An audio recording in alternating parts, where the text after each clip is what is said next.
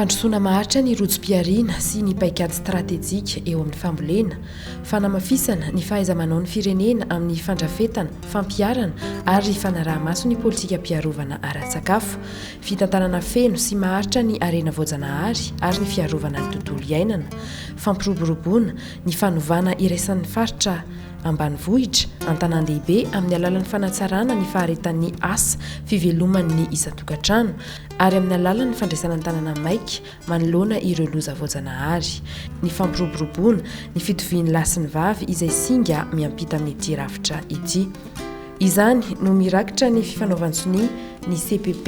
na drafim-piara-miasa amin'ny Madagasikara 2024 520 teo amin'ny Ministeran'ny Fambolena sy ny Fiompiana sy ny FAO ny 20 Oktobra 2024 tao Anosy Antananarivo. Isaky ny firenena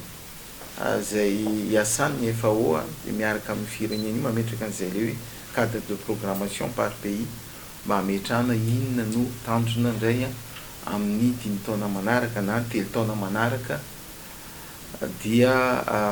inona no asa tokony ho tanterahana anatrahan'izany tanjona izany ary dia anatin'izay no nametrahana an'ireo izay hitanareo eto le hoe domaine prioritaire anankiefatra.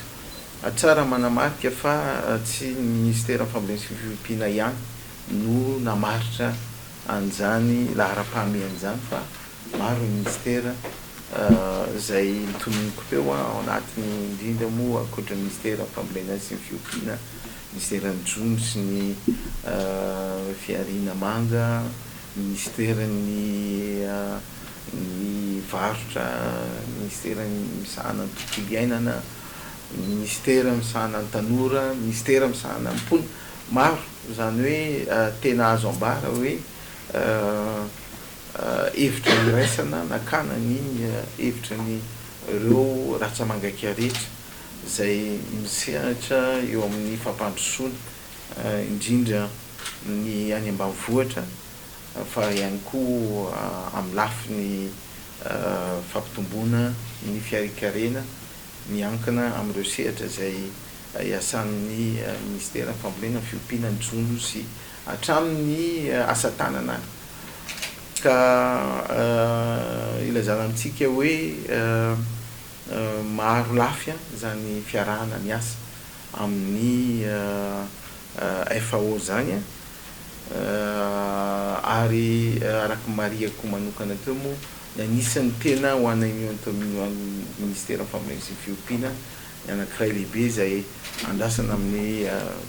assistance technique na fanohanana ara-teknika ny FAO dia ny ady amin'ny valala izay efa miarahana izy ireo natao tamintsika araka ny nambarako teo efa miroso amin'izany misy ny ireo produits sy fitaovana izay andrasana hoentin'ny FAO amin'izany ady amin'ny valala izany mba tsy ny ady amin'ny valala ihany fa eo ny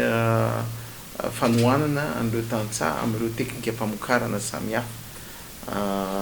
ny famatsiana ny hanam-pamokarana izay manara-penitra indrindra amin'izao fotoana ny fiovaovan'ny toetrandro zao zany dia ohatra ihany amin'ireo sehatra maro izay iarahantsika miasa amin'ny FAO mba anatratrarana izany hoe fahafitanteran-tsakafo izay matimatesantsika ho an'ny isan-tokantrano malagasy zany.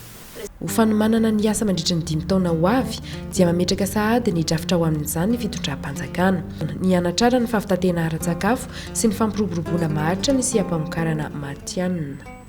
Le CPP, justement, c'est ce document cadre qui définit comment nous allons travailler avec le gouvernement, sur quoi, pour que le gouvernement enfin atteigne ses objectifs avec l'assistance technique de la FAO. Comme le ministre a d'ailleurs dit que c'est une feuille de route.